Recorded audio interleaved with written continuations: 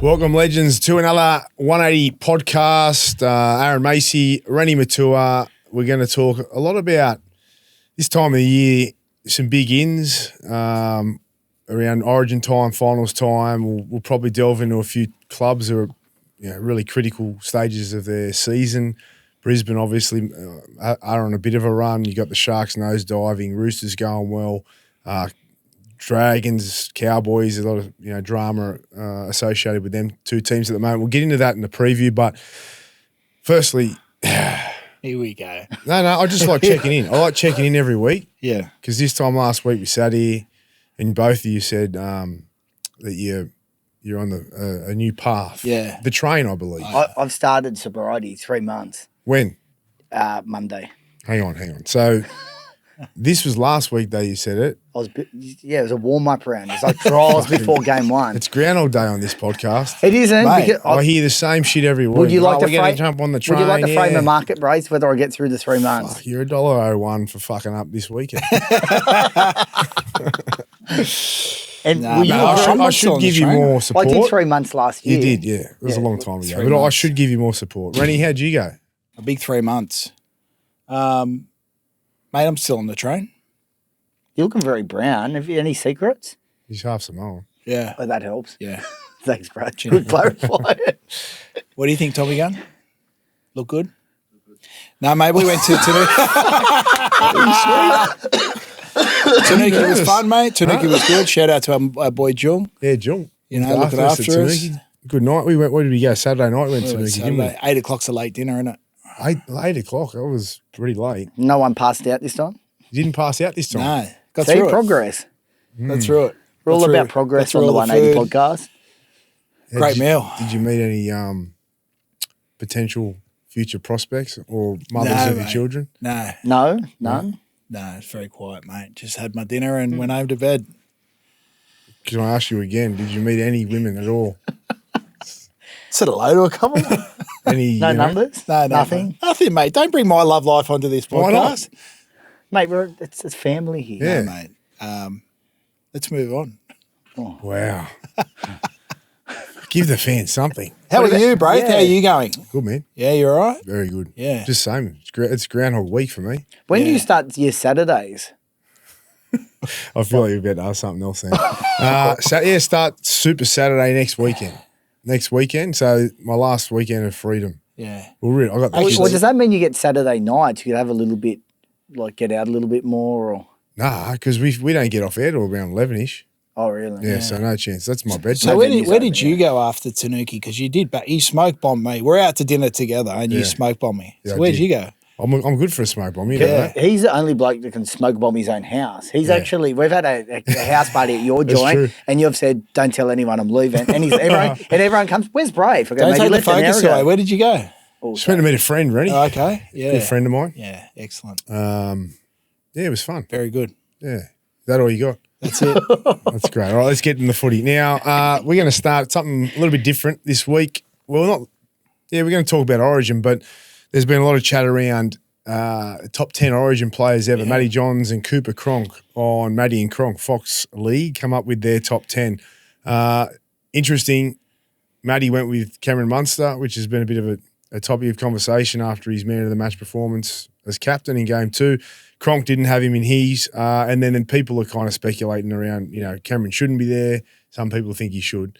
Yeah. But what do you guys think overall with this? I haven't actually sat down and had a good think about who is in my top 10, but he'd be thereabouts, and we spoke just before the show today with Willie T when we had breakfast this morning about Munster coming off that bender and winning that series, the worst ever Queensland side.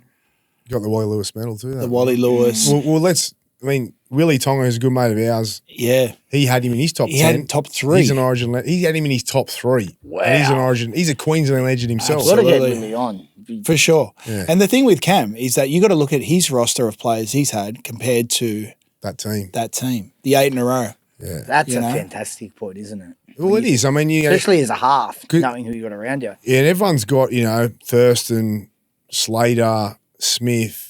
They dominated GI, and that's okay. Again, but Cameron hasn't had that team, but I think it's a very individual sort of thing. It's everyone's entitled to their own opinion, has their own top 10. When I think about it, when I heard he was in the top 10, I thought, yeah, that makes sense to me. Then I seen the top 10s and I see the players that you could choose from, and you go, oh shit, you could easily not have him in there. I kind of think, I love him, he's my client, but I sort of think the next couple of years will determine if he's top 10. Yeah, now that he's captain.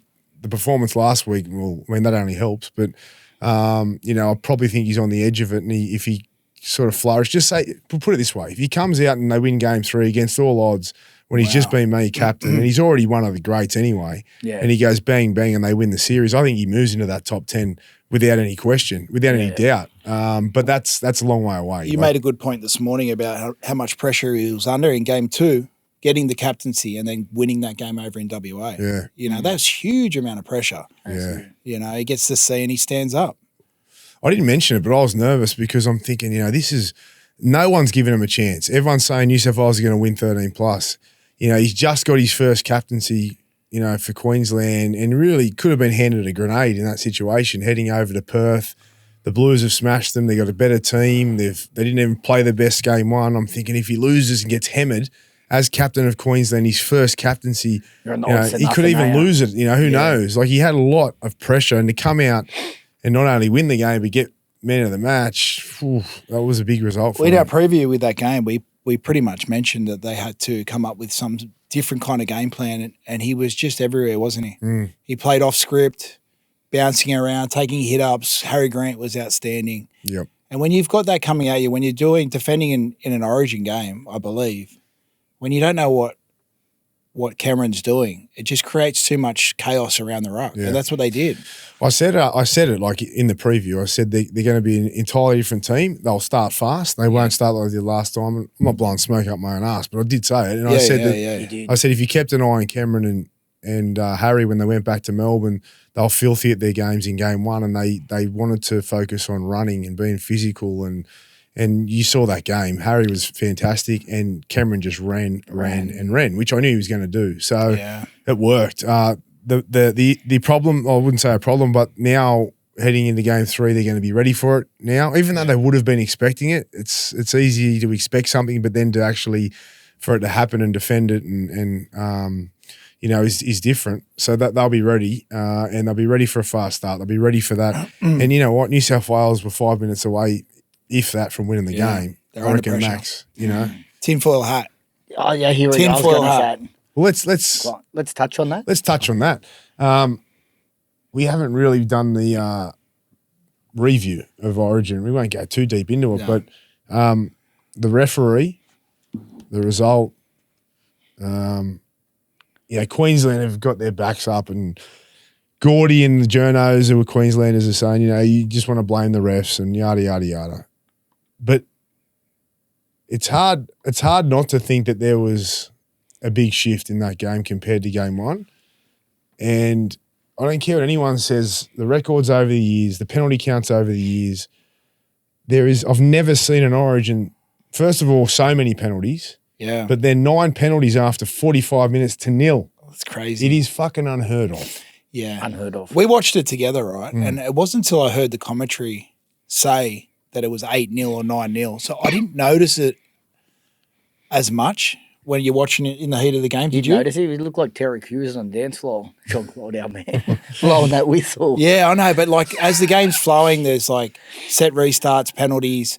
I didn't think. You didn't feel it. I didn't feel it. And then it was 8-0. I was like, whoa, that's a bit unusual, right? Honestly, in your heart of hearts, do you think the NRL's had a conversation with the referee? Do you think it happens? You think about Volandis and how successful he's been in the betting industry and putting on events like Melbourne Cup, Everest. It's all about money, making money. I'm sure someone's made a call and said, listen, we need a decider. And I'm not against the penalties. I think a lot of them were penalties. I just feel like there had to have been a conversation. There's too much money involved. It's a big accusation, but it's not outlandish. It's better. After we left the show, business is business. $1.1 billion. But what I find hard to really to visualise is Peter ringing up the referees and going, boys, let's square this up. Well, I can't see it happening. I can see him calling Graham Annesley and saying, we need a decider. A lot of money involved.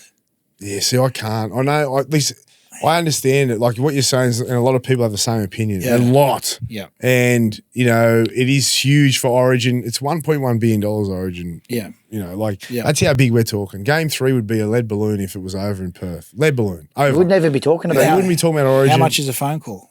30 cents. It's gone up, I think, these days. That was back when we were kids. Depends if you're on prepaid or not. No, I just can't imagine it. Oh, I can't imagine it. Yeah. There's conspiracy theories though. I personally, I'm happy for Billy. I am happy for Billy. And That's B, I'm glad there's a decider. Everyone, I think, so. Like, that was the one. Yeah. As a New South Wales fan, getting beaten game 2, like, at least we've got a decider to look forward to. Yeah. Like, as a fan. I had the shits, don't get me wrong, for a couple of days, but I want to ask you a question both on Origin. If either team lose, could either of the coaches be sacked? No. Definitely not. No. I think Billy won't be.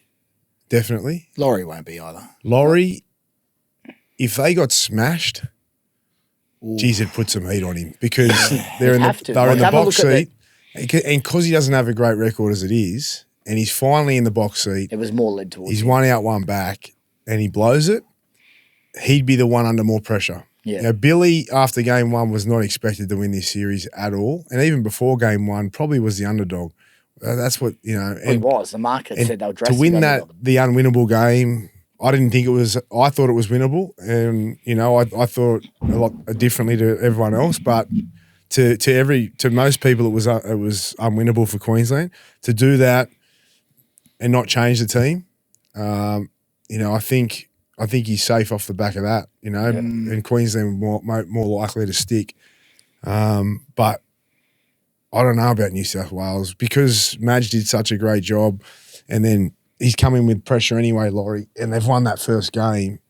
It would be a disaster if they lost a series after that at Suncorp too. Like it'd be a disaster. It's a good question you ask. No pressure. Would you keep him? I don't know if he was the right man for the job in the first place. Right? Oh, so there we go. Off the back of Madge, his approach towards Origin is very different. And we've spoken about how we want a more passionate New South Wales coach. He's very I even relaxed. think from the building, if you take away the coaching element of it, there's 2 parts to it. There's also building up the game for what it is. And he certainly hasn't helped in any way spike excitement. It's just for his Origin. approach. But no, it's his approach. It's Not his insulting him either. But look at what Madge did for Origin last year. But Everyone's on the not only did he do it for Origin, he did it with an air of confidence that he would instill his message into the players by backing them in the media. Yeah. Not that Laurie hasn't, but he was just more vocal. He squashed Queensland with the glass houses call and put them back in their box because Queensland go on with this bullshit drama every year, underdogs, fucking this, that.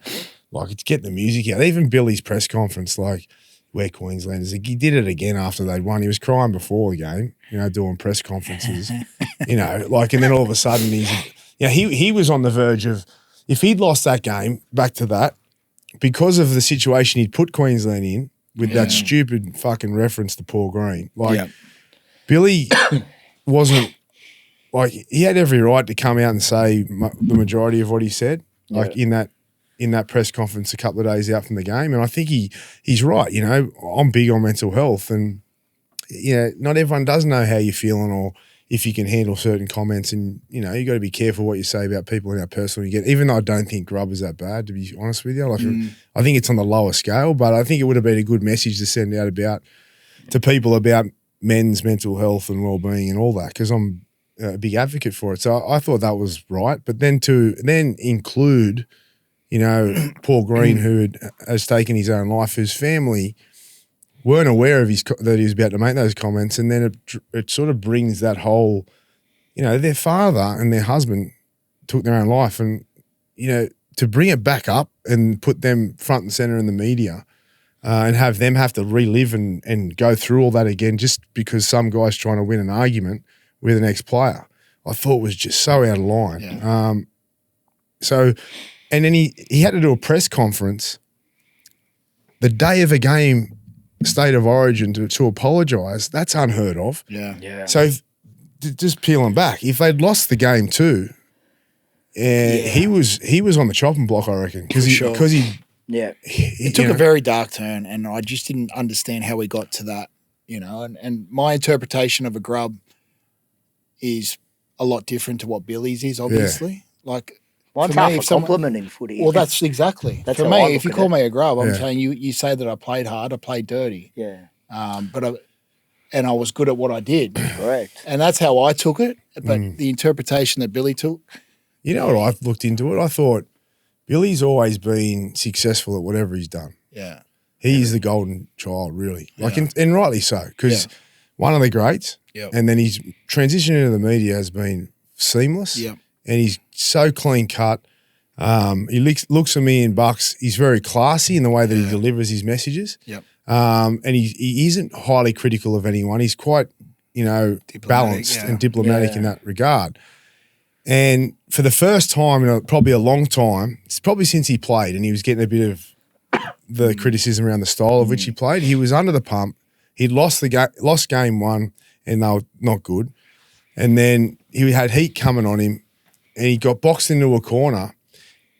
And I just think that he didn't handle it well. No. Because he's so used to everything sort of, having a go his way, and that's not being disrespectful to him. That's kind of how I saw it. And I think he would have learned a lot from that, and hopefully he has. Well, he doesn't have a lot of experience in coaching. Yeah. And then he's coaching the biggest game that we have, biggest, spectacle within our season is Origin. So you know how easy it would have been just to say, you know what, who gives a fuck about Aaron Woods? Like, no, if he'd said that, like, I love that Woodsy, mate of mine, and I appreciate what he does, and Woodsy works hard for what he does, and he's right to have an opinion. But if he just said, mate, like, he's a legend, Billy. Like, he is a fucking game's great. comparing right there. If he just said, who is Aaron Woods? Yeah. Like, if he just said that, Who the fuck everyone is that would have guy? laughed and went, you know what, fucking You win. checkmate. Yeah. Like, he didn't have to go that deep No. to get his point across, Yeah. but either way, let's move on from Yeah. that. All right, now, news over the last couple of days has been Brisbane. We're getting to Brisbane their form, and they're I wouldn't say it's a complete turnaround. They've won 2 in a row. The jury's still out, but we'll get to that. But Selwyn Cobbo has been the big talking point. They've told him pretty much I don't think they're going to keep him. And he tried to get an early release, I believe, to go to the Cowboys. The Cowboys wanted him early this year, and I heard the Dragons did too, and the Broncos haven't allowed it. How do we see this situation? I think Sydney's a disaster for Selwyn. There's some things in the background that we've heard. I'm not going to speak about them now, but there's Don't go into detail, but you and I know, and I said it on 360 last night, I hear a lot and you've heard a lot. Yeah. Right? From you from people close up Queensland, I hear from everywhere.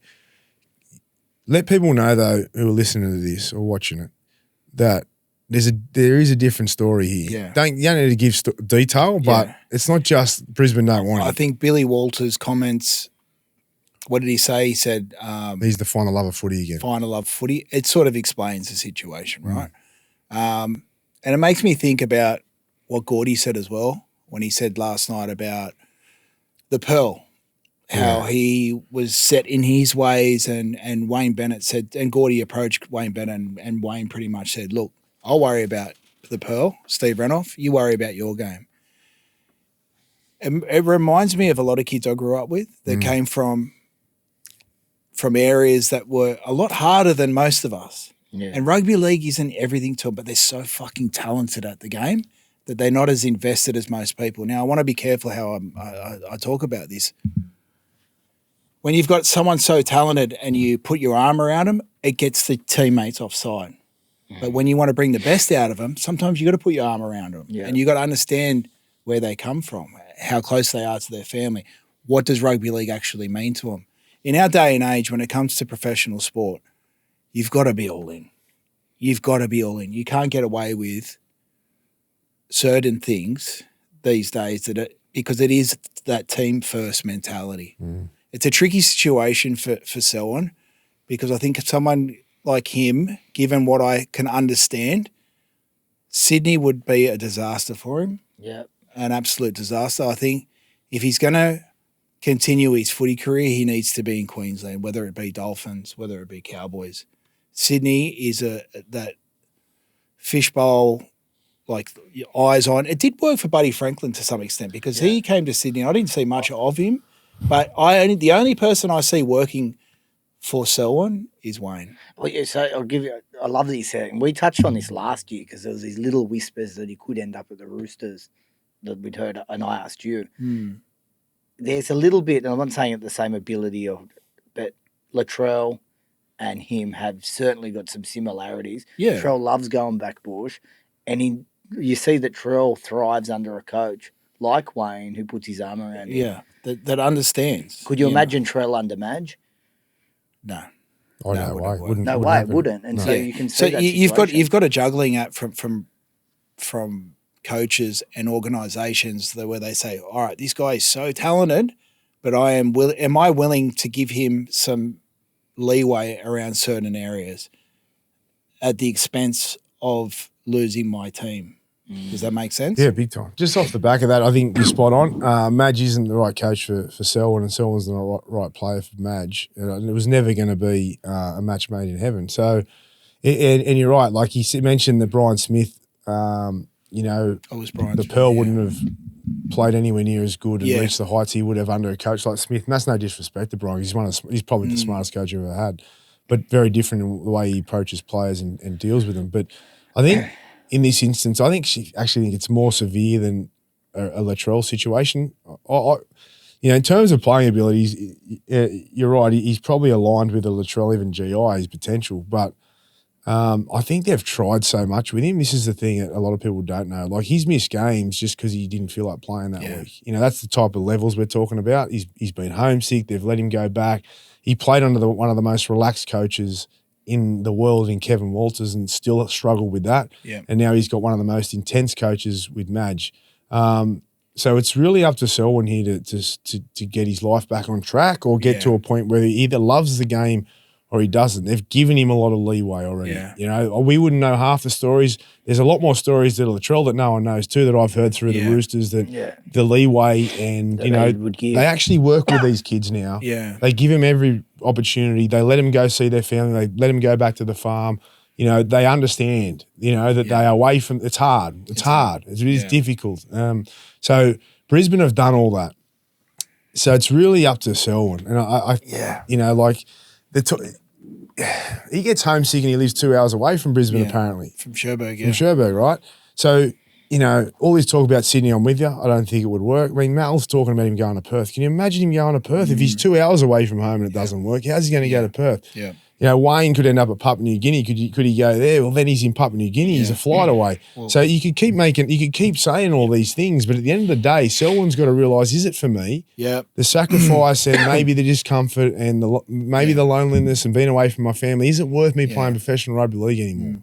And I don't want him to be another statistic. I don't want him to be that one in the pub that everyone said he could have, should have, or would have been this, because definitely he's going to have regret later in life if he doesn't decide that he wants to play rugby league. And what I've heard is nothing sinister. Yeah, not sinister. Yeah, no, I just want to put that out there. Yeah. Like, he's not doing anything sinister, but he's just not a country boy. He's lost in the city, mate. Yeah, he's lost in the city. And the pressure and the bright lights and the attention, he's a quiet kid. Yeah. He's not used to that. And a lot of, we know, we've played with these guys. Yeah. It's not a simple thing. Do you think they can have like a year off, go out and get a job, do that and find the real love? I don't think it's as easy as that. And I'm not a clinician or a fucking psychiatrist or a psychologist. It's a very tricky situation for some of these kids. And he's 23. And 23. It's a baby. And going back to what you said, though, I think for him it's very important who the coach is wherever he goes. Yeah. There needs to be a father figure mentor that can take him under his wing and really, that's his only chance, I think. I think so, too. So that's a good point. For sure.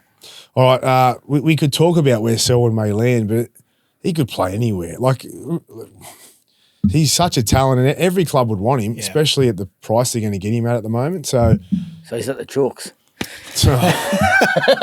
You're obsessed. it's a watch this space with him to see how it develops. But just one thing, I had one of the Brisbane journos message me after the show last night.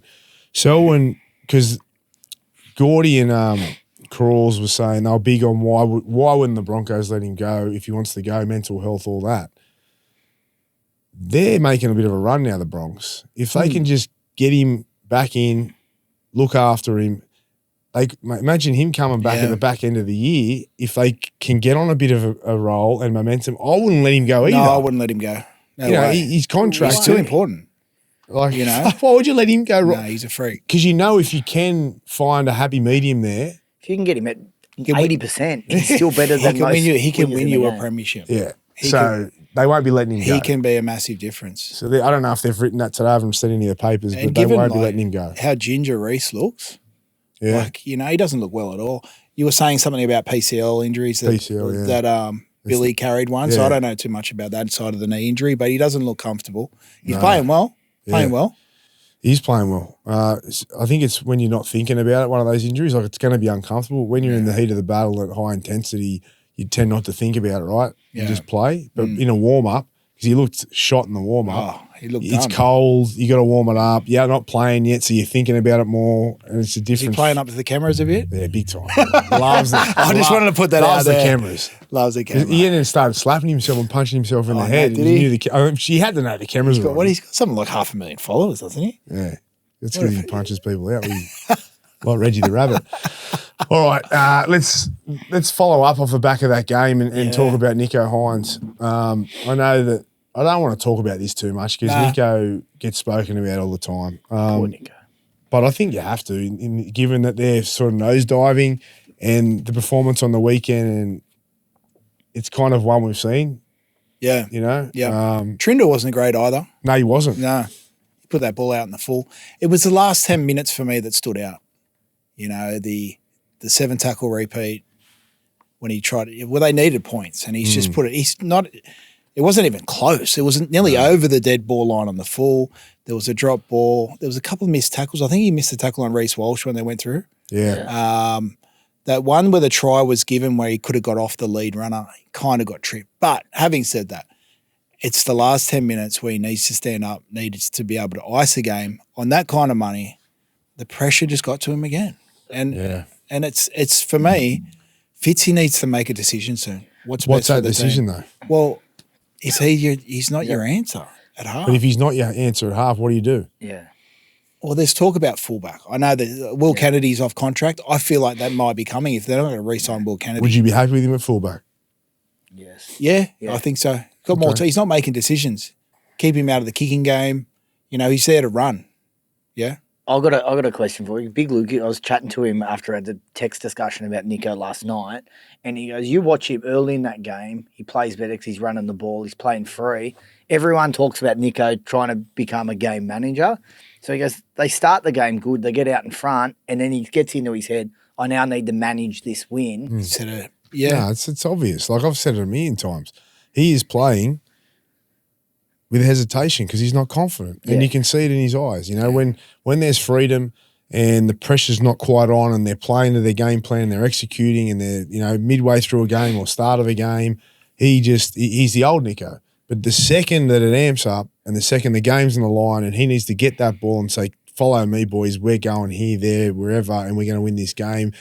I'm going to get us home." You don't see that. No. So he goes into his shell.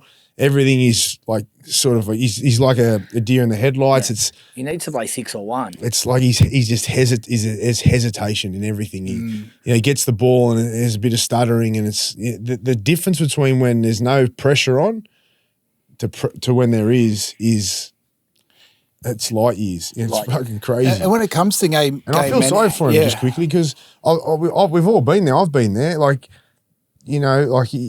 Some games it just come so easy to you, and you just feel like you're invincible, and you don't even think twice. And then there's games where he's had a lot of now the last couple of years where you're doubting, you're getting in your own head. Yeah, and it is the biggest killer for us. There's another thing I think what I'm really noticing, and it's been around for a while, but these big momentum swings, like getting 16 points in front in our day, you ain't losing from there, or very rarely. So he's still trying to manage a game being 16 points up, because the game ain't over. Yeah. Do you have an opinion on these? Like, because I used to think, it's a soft underbelly. Yeah, I think it's because a few things.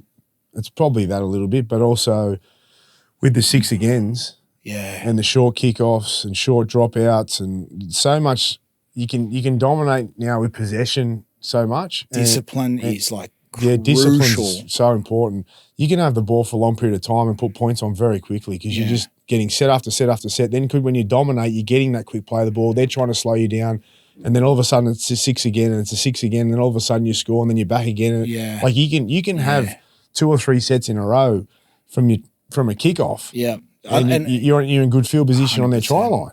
Well, you think about when we played Braith and how big fatigue came into a game, especially if you did maybe 2 or 3 back-to-back sets, and you think how hard it was to sort of get your second win or get back any sort of energy. And these set restarts, imagine defending 3, 4, 5 sets in a row. So you're so fatigued.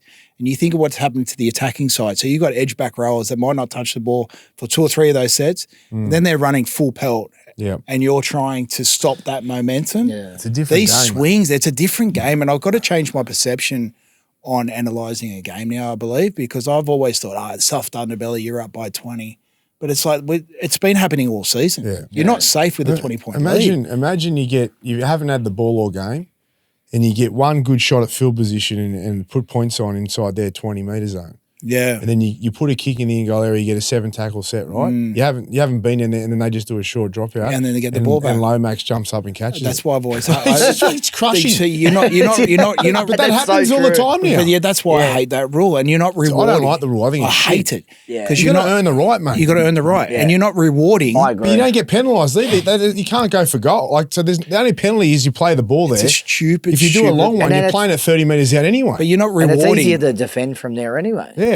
But you're not rewarding an Adam Reynolds or these kids that have been able to perfect their craft to put the ball in the end goal. Yeah, and stop. Yeah. It's almost like not even bothering going for a fucking short kick.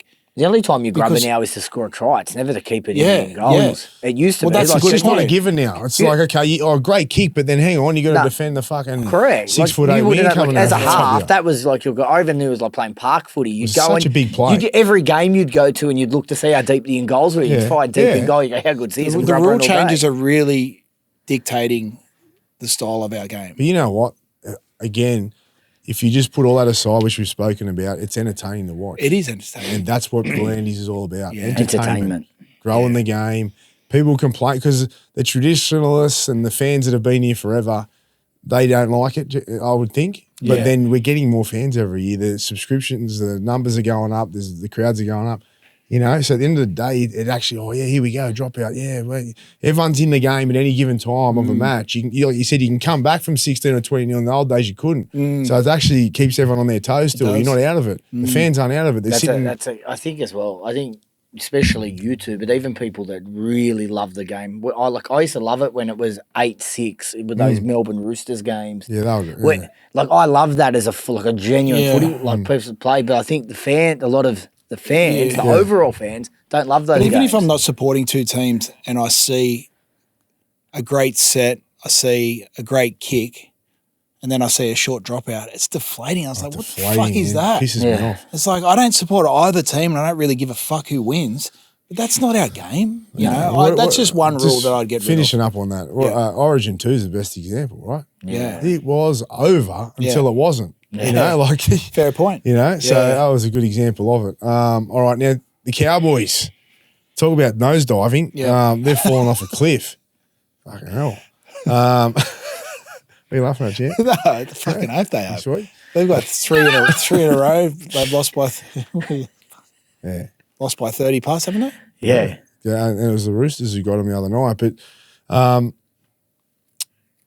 why are they falling off a cliff? What's going on with them? I don't think their middles are mobile enough. I just feel like they've got big body. You got Cohen Hesh. You've got what's the other one? McLean. You had another one. They're just similar bodies. And then when this game's becoming so fast and you're not able to move laterally, if you've got a good 9, you're in fucking trouble. Yeah. So their middles are falling apart, especially against against the Roosters. Oh. And it's just snowballs for them. Once they're under fatigue, your edges are fucked. Yeah. They're losing Robson too at the end of the year. Yeah, Have they bought anyone? they I don't know if they have. Have they bought? I can't think of it. I was trying to get Cobbo, obviously, but I'm just trying to think. did Sandon, is that Well, Did they're it- they're I trying to think get Marnie. They tried to get Cobbo. They're looking for a 9 because they need one now. They've gone for Sandon Smith. Sandon Smith. There's I'm hearing strong about because I thought Para was where he was going to end up. Well, I think it all depends on Reed and Sandon with who lands where. But Para and Cowboys are the two needing a 9. Para need a half as well, right? they go on these runs? They either lose terribly or go on a bit of a run, Yeah. don't they? So I find they've always been a bit of a touch footy side. They look exceedingly well. You know what stood out to me when you said that? It just jumped out to me now. The Tigers were like that, right? And Peyton was involved in that team. Yeah. You know, like the Tigers, even when they won the comp, we've spoken about that. They were different. You know, they just tested their hand through the ball. They were either hot or cold, right? Toddy was well and truly entrenched in that system. And now he's up there, and they've got a similar sort of style, don't they? Like, You Well, know, you look at some of the play, like you know who they- is he under pressure? I'd have to be. You know who they're missing? Gilbert. Yeah. When Gilbert, every team needs a Gilbert, right? We had it with Lobby, with Tony Grimoni, someone that can do a lot of cleanup work, who goes unnoticed and makes all those tackles. They don't have that style of player in their forward pack. All right, what about Purdue and Clifford's being recalled this week?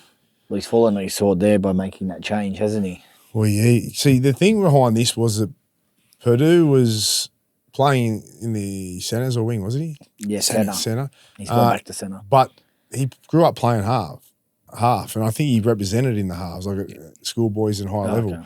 So it wasn't just like he's just pulled him from centre to 5'8", and I think he wasn't sold on Clifford. Clifford's been in and out of the team for years, but they were winning games and going pretty good. So now it has backfired. It just has. Yeah. And he's sort of swallowed his pride and he's brought Clifford back in. What do you think of this I'll ask situation? you, Purdue, young, he's killing it at centre. Like he was in the Queensland extended squad. How hard is it for a 19-year-old to play half and control the team? Even if you've had a schoolboys I think career. that's the thing here is it's a big step. You know, if you're not playing half week in and week out at all, and then they say, okay, come and play in the halves for a first grade team, and because you played half in under 18s or whatever, it's not the same. You know, it's the pressure that comes with it. Just ask Nicho. You know, there's that. Yeah. No, I'm not being a smart No, ass. it's so true. Right? There's the Great pressure point. of the responsibility and onus on you that if you lose the game, and this is at any level, you know, it is the halves that get critiqued and criticised. It's your responsibility. You know, you're the one who's got to be clutch in big moments and all that. So, you know, it's just can you handle the bright lights is the first one, and then you got to go and execute. You know, playing in the best competition in the world. It's a different beast. You know? And some people can do it and some can't. Not to say Purdue can't moving forward, but the experiment hasn't worked for now. You know, I felt like I did well when I was his age playing in the halves, but that was because I was always a half. Yeah. And I'd played all levels and I hadn't experienced failure, and I was a confident kid and I was ready to rock, you know, but I actually probably suffered a bit of a form lapse years in when I realised how important it was and what the pressure that comes with it and the expectation and the criticism, you know. So he hasn't even gone through that. He's going through it now. He'll learn from it, you know, but who knows if we'll be back in the halves or not. But it's not easy. All right, let's talk about the Dragons. As his best mate, John Claude's had a fucking field day. he's just feeding out on all this. Yeah. Can I just say, I've never been so excited for Team List Tuesdays. I know. I think everyone is. We've built his profile. They did a news article from our podcast and highlighted him. So he's getting followers off the back of us. I had a shot in there with my shirt off. I was pretty happy with that. Yeah. Just put that on your Tinder feed after that. Straight on Tinder. Slipping. Something's going on here. Did you take that to Tameki the other night? Yeah, I did. I did. So you see this? We're not gonna sit on this for too long because we've actually spoken about this for a while. What happens now? If they get beat this week, he has to make a decision on one of them. Yeah, but this is the thing, and Crawley said it last night. They're playing Para this week in Wollongong. Now, Para are going good, but they're not, They're not flying. they're not flying. Well, that's more pressure then. It is, but then if they No, but lose if this they- week, they've got something like the Dogs, Roosters, Canberra or something the next 3 games. Yeah. Or something like that, like Yeah, hard okay. games. And then so is he going to drop his son after they lose this week and throw the poor blokes in reserve grade? Here you go. Yeah. Here's 3 of our hardest And then games of that. they lose and he'll teams go, in I told form. you so. I shouldn't have dropped Kyle. Yeah. Like he should, if he was going to drop him, he should have done it before Para. So Yeah. you bring these kids in who have been going great in reserve grade. If he was going to do it, and they come out and they probably beat Para, and then it's like they're going to hand these blokes a grenade. They It's fucking very lose. strategic. Well, you could say that. I'm not going to say that, but it's not gone unnoticed. Put it that Yeah. way. He's probably thinking we got the bye, and then we got a game we can win. I'm just going to ride my luck here and keep the same team or the same halves. Yeah. So they come out and win. He goes, I told you so. Like, you know what I'm saying? But like, it's such a Who's captain? Him. He's made him captain. is he? No, I'm joking. Gutho's the Gutho, yeah. But Gutho was quite he was quite in his interview with the news the other day. He said, we got to lift because there's pressure coming from below, and they're doing a great job back there. And they've handled it well, and we don't have time. So he kind of was, saying time's running out, mate. But just like we said last night, and I can only speak for Lockie because I've been following his reserve grade the last 7 weeks. They're undefeated.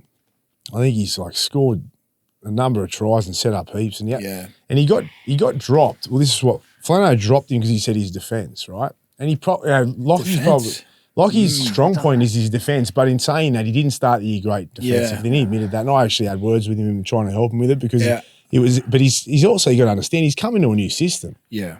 So and it's like Para at the start when they started their year. Their defence was horrific. Yeah. Because They're learning. a Rolls system. has brought a new system. Yeah. It doesn't happen straight away. No. So he struggled with that. Noticed that. That's fine. When he dropped him, he said, "Mate, it's your defence." So he's gone back, and in 8 games, he's averaging 1 miss a game. They're undefeated. Yeah. They're winning games by heaps. And then, where do you go?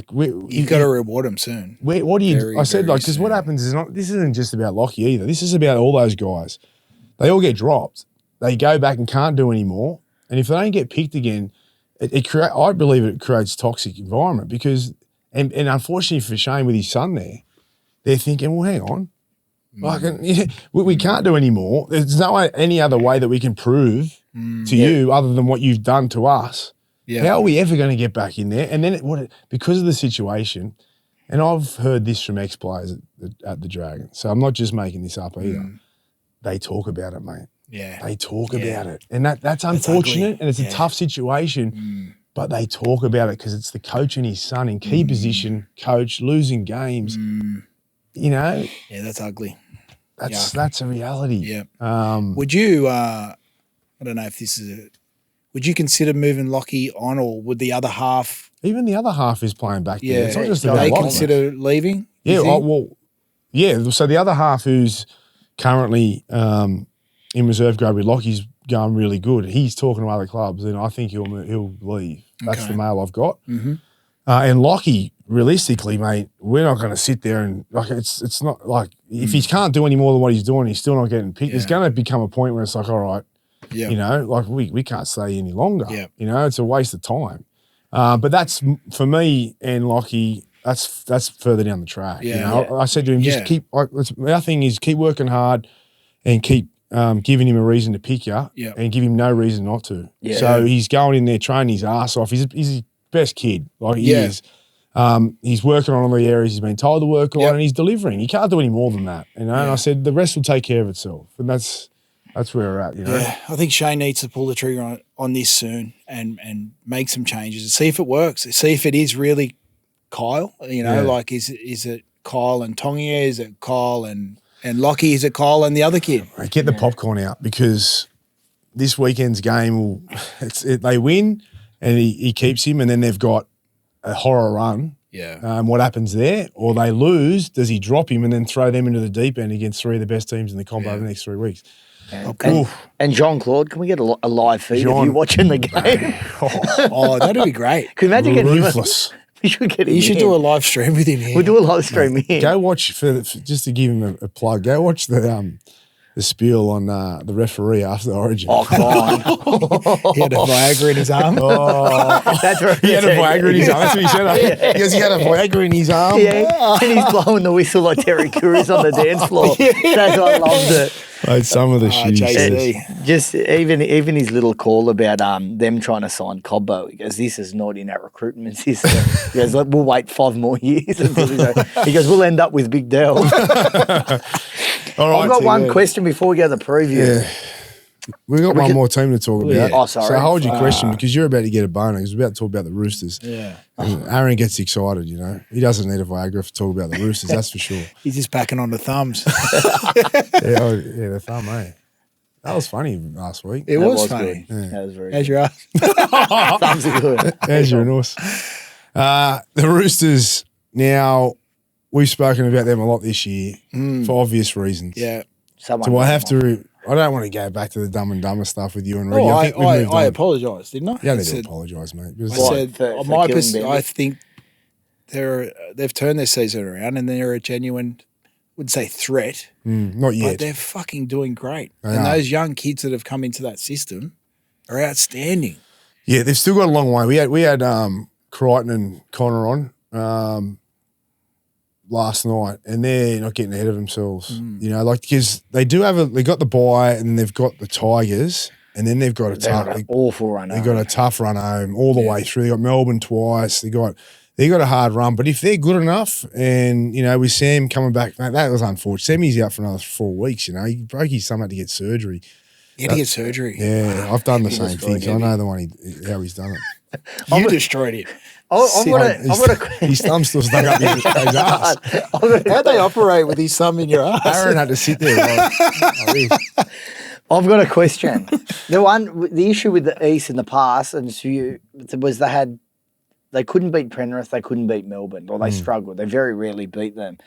All those players that had scar tissue against them are predominantly gone. Do you think they're now a better chance of beating those teams? Yeah, of course they are. I mean, I don't know. I think some of their forward, but they're fearless, them kids. That Celestia Fiketti, mate, he's a fucking freak. gun, man. Okay. Well, Do you get my yeah, I get question? your What point, you're saying. and time will tell with that. But they limped in over Newcastle, Yeah, yeah. and they Wong beat a try. cow with the Wong try at the Wong time. And then, you know, they've beaten a team where the jury's out. We just spoken how bad the Cowboys are. Yeah, So, yeah. again, we're going to different levels here. And this is what they've done a lot, the Roosters, Yeah. over the past, is why you brought it up. correct? They need to prove that to us. Yeah. What you're saying's right. You've got a lot of players there who haven't been a part of that, and that's a good thing. And that can only work in their favour. Yeah. But they've also got two halves who that's a new level for them. It's going to a Group 1, you know, like and as good as they've been, it's next level shit. Yeah. So I think they'd want to get Walker back by then for that Definitely. too. But yeah, like who knows? In Melbourne and Penrith aren't where they were either. You know what's funny when you said Group 1? Like if you're referring to racing, you have Group 1s and you have Group 1s, then sometimes like Group 2s. And I almost think this comp this year, yeah, they're not the Group 1 sides of the last 4 years. Penrith is nowhere near the Penrith that it was. Yeah. And I know they've got niggling injuries, and we will talk. I'll be interested to hear what you say about Melbourne in the preview. But to me, Melbourne still haven't. we can talk shown that about they're Melbourne now. bulletproof. Melbourne are the favourites because they have another gear, Yeah. whereas no other team has another gear right now. Yeah. Like if you look at it, Warriors probably can't do it any better than what they're doing and can still win a comp. The Raiders, I think they've hit their ceiling but can still win a comp. Yeah. You know, Dogs. they've hit their ceiling but can still win a comp. You know, you've got all these, but then you go Melbourne, you go, well, they're there with them, but they haven't hit their ceiling. Well, they haven't. that's why they're nowhere favourites. near That's why they're favourites. So, and a lot of people, are tipping them on potential, but that doesn't mean they're going to win it. It fucking doesn't. No. So it's you're right. Like it's a very open comp, and you could say it is a Group 2 this year. And there's no real Group 1 runners. Like who knows? That may change over the next couple of months. And the reason Penrith is still a dark horse and a concern is because they probably out of any team down the bottom have got another level. They've definitely got another level. Yeah, we know that. They could have another two. To do it from outside the 4 this year. Yeah. You'd hate to play them though. 100%. Yeah. If they're finishing 8th and you got to play them. And let's start with the preview. Let's start the preview because we're off the back of that with Penrith and the Dogs. Yeah. And the reason I think this is such a big game is that Penrith will know where they're really at. Cleary's playing. They've had a few wins. They've had that big win last week with no Origin players against the Warriors. They come up against a side that are in form, that are coming first. This is where we're going to know where Penrith are and can they make the 8 and win, possibly go 5 competitions. For the Dogs, it's also, are the Dogs the real deal? They're coming up against Penrith who have won comps, who have just found some form and are going to put it to them, right? Are the Dogs the real deal? Where are they at? And it's not like they're playing Melbourne, right? It's a weird one. But I really think both these teams are going to, and all of us watching, are going to take a lot away from this game, like a lot of in terms of the competition and where these two are at. Absolutely. I'm looking forward to this game. You've obviously got a lot of former Penrith boys in the dog side. I like – see, there's a lot of speculation about what are we going to do with Galvin, right? And it sort of stems back to what we were talking about earlier with – I think the game is changing so fast that the traditional 3 forwards on the bench, 1 utility, it might change now. And having Galvin on the bench, having another – They've got a small bench, the Dogs. They've got a small bench, but I just think if you analyse the way the game's played these days, Serrato has found a new role for the Dogs. What is their biggest asset, Dogs, is their defence. Their line speed indeed is phenomenal. And what we've all said all year is that they've probably lacked points. So having a utility on the bench, having a Galvin, another utility, and maybe 2 small forwards. Galvin's probably the one thing that could be their next gear. That's right. That's where they can find points. The thing with that is, you're right, but we still don't know how they're going to use him, and they're still probably a month away from finding what combination is going to be their combination. Like what are they? Yeah. They're trying to suss it out themselves by playing Sexton and Burton and then bringing him on, seeing how Sexton performs, seeing how Marnie and so they're still not sold. Yeah. They need to be sold on what they're doing and have clarity. I'd say a good month out from the finals. Yeah. At least 2 or 3 weeks out from the finals. Yeah. So they're still experimenting at this time of the year. It's not a bad experiment, No, and it could be the X factor. And you're in a good position to do it too. But the reality is they're still testing. They're still testing their group to see where they're going to land. So who did they play before the bye? They had South. They had South. They had Origin players out, but they weren't great.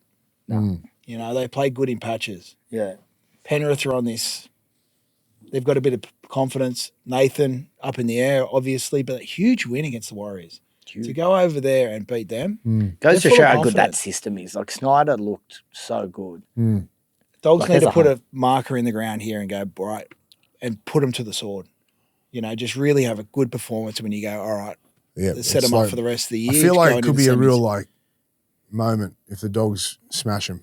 Yeah. And you go, okay. Just win well. Not win like in a big score, but just play dominant win. Fucking well. A dominant win, and you go, man, fucking this could be the year of the Dog. This could be. Yeah. Or you can just also see Penrith going boss and everyone going, oh, here we go. Here we go. Here they come again. And it wouldn't do anyone at the Dogs a favour, even though they'll still be there. It'll be the question marks will start popping up and then people will start riding Penrith and they'll grow a lot off with confidence, knowing they've been there and done it and thinking, we're here again now, we're in this, So that's a big game. What have we got after that?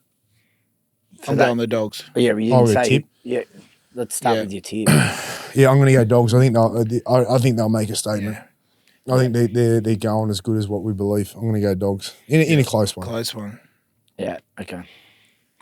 Next game, and just to clarify, what was that? Go on. No. All right. Next game, this is a big change one. We go to Four Pines, Manly Sea Eagles, $1.49 against the West Tigers, $2.63. And the question was, and this was actually my question, the buzz question. Lehigh Hopewadi's been moved to 1. Yeah. Travojevic. Yeah, This is where a coach has actually made a decision. Marquee man. Mm.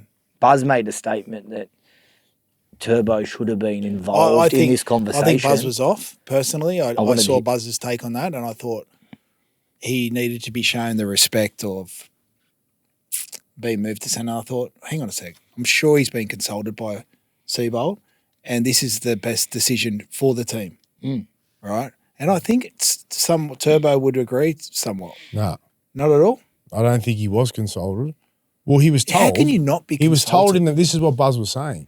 He was told in the meeting, but they didn't come to him and say, what do you think about this move? And a lot of people from the outside in who haven't really played at that level and had players like that in your team would probably think, you know what, who cares? You get told where to play, whatever. But I see it a bit different. Like, he is a legend. He was going to take a pay cut to stay there last year. He's done everything that, he's, even though he's had injuries and all that, I would have went to, even though you're going to make the decision anyway, I just would have said, what do you think, Tommy? This is where we're going. But why would Let's you have a give chat him about an it. opportunity to talk him out of his decision as a coach, Yeah, that's as a the thing, leader? right? If you're not going to change the decision, then it doesn't really matter. But it's more a respect thing, I suppose. Like, yeah, So you think it should? So if you're the coach, if you're I'd be in his going to see position, Tommy. I'd be then going, you would mate, ask for his opinion. I wouldn't.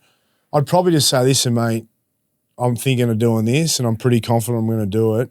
And just get his take on it, and then you walk away and you make whatever call you want. But I think if you involve him in it, it's a respect that he would appreciate instead of just finding out. But maybe even after. Well, who then knows, go it back could to go it. out. Here's two things. How did it get out? And if Turbo did speak about it publicly, why is he saying it? No, what going against Turbo his said, coach? what happens is they said to him, they've asked him about it, and he said, well, the coaches made the decision, and then, I found out in the meeting. And he said, listen, I've had time to digest it. I'd rather be playing fullback, but Lehigh's going good, and he'll do the best thing. You can tell he didn't want to do it, put it that way.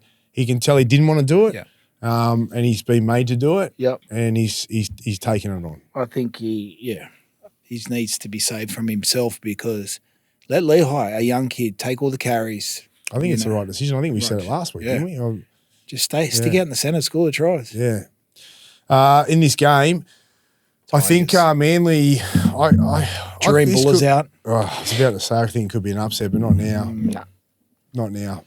No, I'll go Manly because they're my better. poor Tigers are getting close, but not close enough. And I think with the switch there, and they've had their meetings. They had the bye last week, did they, Manly? They've coming off a bit fresh, and they want to reset and redirect their year now. And I think that the Tigers will be their first victim. I'm going to go the Tigers. I think I really like seeing Fino. Is that his name? Fino. Yeah. Play half when he came off. Actually, that's another quick talking point just on that. They've put him at 7, and he came on at 7. Do you remember? last week. He was Do outstanding. you remember when the Galvin stuff went down? And I think I said on here that what was a big trigger for the Galvin sort of unrest was that in the preseason, Luai really loved Fainu. Yeah. And they weren't sold entirely on Galvin as the half. Yeah. So it was Luai and who was going to partner Luai. Right. And Fainu had impressed, and they really rated him. Yeah. And I think that set Galvin off because he just thought I should be walk up here. And that was what I heard coming out was a bit unsettling there with that situation. So they've had big raps on. He made a difference when he came on against. He got him back into the game against Canberra. I was told that the senior player group went to the coach and said, we actually want to start the season with Fino. Yeah, I don't want to come Well, out. I think That was what I was told out of given what I know, someone. Dream Buller's a massive loss, but I like what I saw from the back end of the Tigers, and I'm going to get him. Yeah, I pick Tigers in an don't dislike upset. that. I don't dislike that. Yeah, all right. There we go. Next game, Newcastle Knights, $3.16 against the Canberra Raiders. We've got $1.36. Newcastle. Still got to go Canberra. Fuck, they get some tough runs, eh? Canberra? Like, They've been away so much, eh? yeah. Poor Sticky. And he just Newcastle were gets a lot better. I thought the Dolphins were poor. Yeah. And, the Raiders weren't that good last week, to be honest. Yeah. And the class will prevail. I think I expect a competitive game again, and it has an upset written all over it. But no, I don't see it. I'm going Raiders, but I wouldn't. Again, I just think it wouldn't shock me if Sticky thrives off these occasions. He just rises. Backs against the wall. We're going into enemy territory. You know, would you agree that Papali and Tapane are the two best front rowers in the competition right now? Well, they'd be up there.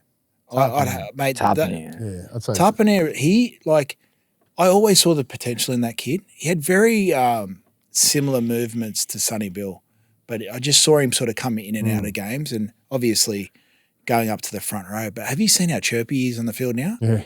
He goes after his front rowers. I like it. You know, and it's very sticky, like, no, go out there, go Very after your sticky. opposite number. Very sticky. Very sticky situation. And, you know, even against Warriors when he went over to his home country, he was into him. That was good. Every week he's picking out his opposite front row. So, Yeah, I'll go Raiders. yeah, I'll go Raiders myself. All right. Thanks, bro. Thanks for that. What? This is going to be very interesting. I thought you were finished. No, did you have more to say? No, there? no more. That was it. Mate, Sebastian Crisp. Oh, Crisp. Crisp. Smith. Whatever it is. Chris. It's Chris. Chris. Yeah, Chris. Smith Crisp. He's very crispy. I'm going to call him Crisp now. Sebastian Crisp, he's fucking having the best year. He's a gun. Very crunchy. Oh, dad jokes. All right, Brisbane Broncos is going to be a big test for them. $1.57 against the New Zealand Warriors, $2.40. Oh, it's a good game, isn't it? This It's in is Brizzy. in Brizzy, Suncorp Stadiums. Mate, the Warriors, It's pretty much real- at home for the Warriors. That's not. They go really good up there because they've got a Full massive Kiwis. following. Yeah. This is They gonna were be poor last week. Could this be a little hiccup in their season? A little bit of a run of. Potentially. See, I predicted this would happen possibly a few weeks ago, and it didn't. And I thought, oh well, they're the real deal, and I still think they can win a comp. But it's like I've lost his name. I'm not How gonna did I get- lose his name. The half. Metcalf. Is he out injured or he just No, struggled? he's He just- there. Yeah, I think he had a niggly there that Yeah, I saw, niggle. but it wasn't one of his better games. No. I've got to go Brisbane on riding this wave at the moment, even though I'm not sold on them. Even on the weekend, geez, they got it done. The big rap for Brisbane was it was the first time I think I can remember this year where they were behind and they showed toughness and resilience. Yes. And they fought. That was the impressive part from them Yeah, last because week. I thought they were cooked in that game. It was when Yeah. they didn't score in the 10 minutes, when they had 10 in the bin for, what's his name, the winger, Cronulla, who before half-time, Katoa. When they didn't score and Cronulla scored in that 10-minute period, I thought, here we go again. But that's another thing. This is another thing about momentum and fucking these big swings. Why is fucking teams scoring when they've got I know. 12 on the field? It's crazy. Do you know what I mean? That's happened a few times this year. Yeah, Yeah. few. Yeah. In the last 2 That years, would never it's happen happened back to in the be. day. No way. Never. No way. It's happened a few times this Never. year. What's the center's name? Shibasaki. He's on fire. He's playing good. I don't think the Warriors were fucking that poor against Penrith. I think I they didn't came watch up it. I against didn't watch it. Yeah, well, it was on. What night was that? Friday. Was it Friday? Friday night. Oh, First yeah. game, I think. Yeah. You know, they come up against, regardless of Origin players being out Mm. for Penrith, I thought it was a decent game, and I don't think Warriors were that bad. Yeah, they should They've beat done those that in the sides. past too, and have had a So lot I of don't think players they were out. that bad, and I just think they're probably playing a little bit So who you tipping? more consistent. I'm going to go the Warriors. Brisbane for sure. Brisbane for sure. Warriors here. Fuck. All right, we've touched on this. We got St George Illawarra Dragons $1.63, Parramatta $2.28. I'm going to go the Dragons. You going the Dragons? No, I'm going Para. I want to touch on Dean Hawkins. Yeah. What are your thoughts on him? How he's been? He's when doing he a good stepped job, in? man. He's doing a good job. You know, he's doing his job, and that's what they've got him there for. You know, Dean is Dean. I think what you see is what you get. You know, and I'm loving that he's reaping the rewards of some hard work and playing a lot of reserve grade. And if anyone deserves it, it's him. I think he's captain probably in his potential, but I love what I see, and I think he deserves it. You know, all the success that he gets. Dylan Brown's back. He wasn't. Yeah, okay. I'm going to go Para. You going Para? Yeah. I'm going the Dragons just because I think they just have to respond. And if it wasn't in Wollongong, I'd have a different. Is it at Wollongong? It's one sec. I had that. Yep. Yeah, Yep. to the gong. Okay. Well, that to me, Cole Flanagan, man of the match. they should win. Low max anytime for our mate. Yongy. What a player he is. All right. Dolphins, $1.57 up there, $2.41. Can they bounce back this week? Dolphins who against? South Sydney. Fuck, this is a hard one. It's an hard We've got one. Walker They're all back. back. Yeah, they're all back. Yeah. You know what? Campbell I'm going Graham. to tip an Yeah. upset. I'm going South because I think Is it they're that so much of a- close. They're so close, but they've been so close. But they're actually at a point now where they can't just get close anymore. They actually need to win. And I think this is going to be the weekend where they do it. And the Dolphins, I've loved them all year. They've been my little smoky. But last weekend, I didn't like what I saw.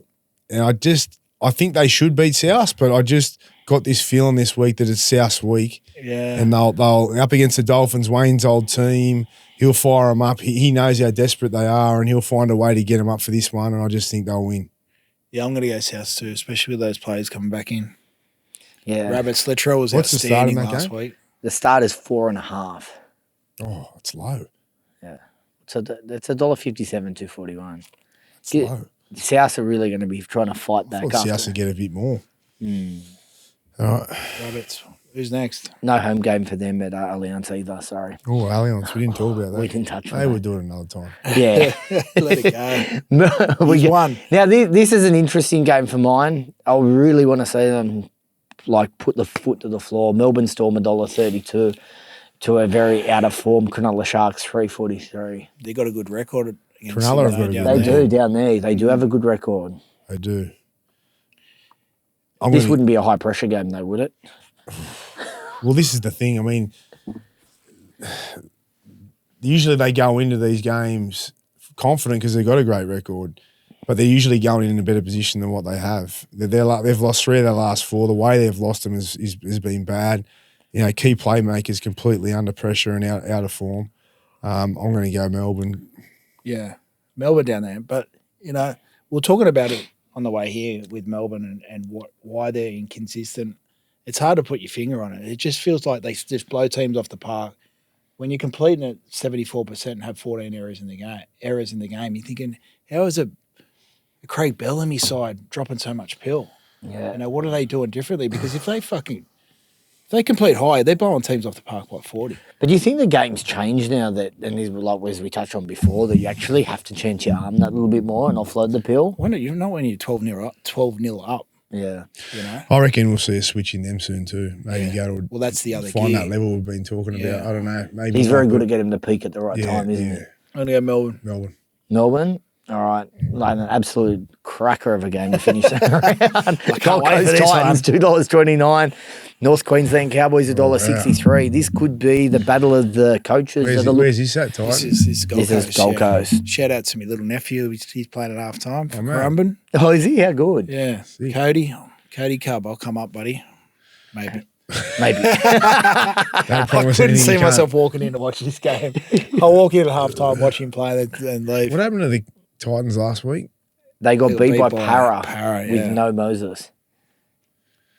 No, Dylan Brown as well. Dylan Brown didn't play either, did he? I don't think he did. I Anyway, did. Well, you wouldn't have noticed him This one regardless. to pick. yeah, it's weird. It's weird. They can win well one week and then get beat by a Para team. Is this a coach that's under pressure? Oh, he's They been both under are. pressure. Really? They both are. Yeah. Yeah. And one of them's going to lose this week. So they're Unless in it's some a shit. draw. They're in some shit, one of them. Coach, you think Rolsey's under pressure? No. Oh, Cowboys and Titans, fuck, isn't I'm it? thinking about last week's game. Yeah, they both are. Yeah. Wake up, Jeff. You know what? I actually, I'm going to Gold no Coast. offense, but I don't care. And I'll just go Titans because it's home, yeah. But I have no confidence in that selection. Yep. Yep. Neither do I. Well, Is that it? That's it. Yeah, Titans. Do we have we got our tips of the week? What's a faith in Braith? Oh, fuck. My percentage is about 90% this year win rate, I must say. And he never forgets to give himself a round of applause. Well, you're not going to, and neither are you. I do. Hey, excuse me, I'm giving because you a you're round. losers. I'm not a Yeah, loser. I'm staying tip out of it winners. this I tipped week. Queensland even, you know? You did. Look, you go all quiet over You there. did. No. I'll give a Queensland, bit. mate. Hey, I'll give credit where it's due. Yeah. You got to ride. Hey, can I you got to say- ride the highs because we have lots of lows in life. Well, I'm you know? going to give him some credit too. He's consistent. I'm be going the to think turd of about the my week. one, and I'll put it out on Instagram this week. Okay. Oh, everyone's waiting with bated breath. they've just picked up their phones and they're searching for any I'm material. going to put a countdown Oh, fucking on the please story do. for it. It's just like New Year's Eve. Everyone will be just partying. Yeah. Oh, jeez.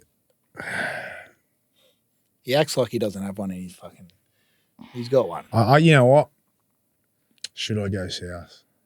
Oof. Better round. What are they paying? He's $2.41. I'm going to go. They $2.41. I'm going to go With an eight. south and Latrell to score. Oof. There we go. That's the one bet. Because we're best mates. We're putting this out. The faith in Braith. He's backing his bestie. I'll support my friends. You know? Well done, lads. We'll call it the. See you next week. What's gambling really costing you? For free and confidential support, call the number on the screen or visit the website.